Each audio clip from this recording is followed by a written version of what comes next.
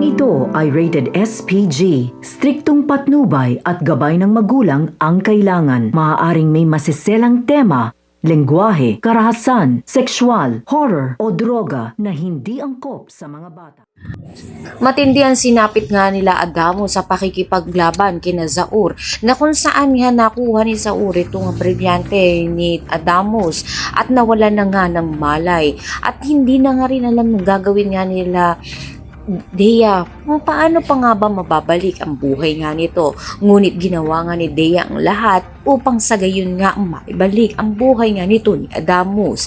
Sa kabilang banda naman nga ay tuluyan na nga rin na maalam ang lolo nga nito ni Tera, na kung saan nga ay pinagluluksaan na nga ng mga sangre ito sa Encantadia. Kaya ayon nga sa nakakatandang mga sangre, hindi sila titigil upang mabigyan naman nga ng hustisyang pagkawala nga nito at gaganti nga sila at patuloy na nga nilang pababagsakin ang kasamaan nga nito nila Gargan pati na nga rin ni Mitena.